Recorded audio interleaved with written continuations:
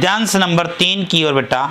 आई सीधी राह से गई न सीधी राह, सुषम सेतु पर खड़ी थी बीत गया दिन आहा, जे बटटोली कोड़ी न पाई माझी को दूं क्या उतराई।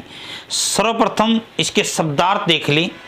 आई आना, सीधी राह सीधे मार्ग से, गई जाना न नहीं सीधी राह सीधे रास्ते से, सुषम सेतु सुषमना रूपी पुल पर खड़ी थी खड़ी होना, बीत गया बीत जाना दिन दिन आहा वहाँ पर, जेब टटोली जेब यानी आत्मलोचन करना, कोड़ी न पाई यानी कुछ भी न पाना, माझी को दूं परमात्मा को क्या दूं, क्या उतराई यानी अपने सदकर्मों के बदले अपने अच्छे कार्यों के बदले।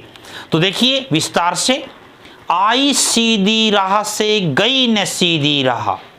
कवियत्री ललित कहती, जब मेरा इस संसार में जन्म हुआ तो परमात्मा ने मुझे सीधे मार्ग से इस पृथ्वी पर जन्म दे दिया।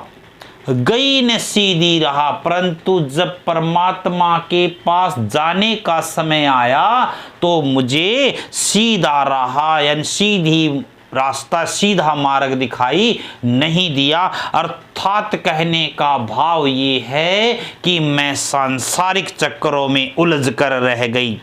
सुषम सेतु पर खड़ी थी बीत गया दिन आहा, मैं सुषमना रूपी पुल पर खड़ी थी बीत गया दिन आहा, और वहीं पर खड़े खड़े मेरे दिन बीतते चले गए। अर्थात मैं यह निष्कर्ष नहीं निकाल पाई कि मैं परमात्मा का मार्ग अपनाऊं या सांसारिक चक्कर में रहूं, मैं यह निष्कर्ष ही नहीं कर पाई। तो इसने ये कहा था, हठ योग के 3 मार्ग बताए थे बेटा। नाड़ियां हैं हमारे शरीर में भिन्न भिन्न प्रकार की, अनेक प्रकार से जागृत करना होता है, कोई योग साधना के द्वारा, कोई हठ मार्ग से, कोई भिन्न अलग प्रकार से।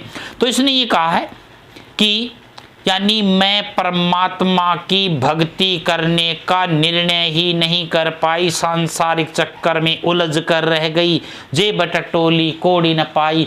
और जब मैंने अपना आत्मलोचन किया तो मुझे कुछ भी न पाया, अर्थात मेरा मन कोड़ी न पाई, शून्य था। माझी को दूं क्या उतराई, और इस परमात्मा को मैं अपने सदकर्मों के बदले अपने अच्छे कार्यों के बदले क्या दूं, मेरी समझ में नहीं आ रहा था। कहने का भाव ये है बच्चों कि जब कोई व्यक्ति आत्मलोचन करता है, अपने आप का अध्ययन करता, तो उसको ना अपने अंदर अनेक बुराइयां पाते हैं और कोड़ी न पाए अर्थात अपने मन को शून्य पाते हैं। माझी को दूं यानी परमात्मा को अपने इस जन्म के बदले वह क्या दे, उसे कुछ भी समझ में नहीं आ रहा था। तो बेटा सुषम सेतु सुषमना रूपी पुल रूपक अलंकार है। तो यहाँ पर माझी को दूं क्या उतराई प्रश्न अलंकार है, यानी जहाँ पर प्रश्न किया जाता है वहाँ पर प्रश्न अलंकार होता है। तो भाषा शैली मैंने बताई दी थी, सदुकड़ी भाषा का प्रयोग किया गया है।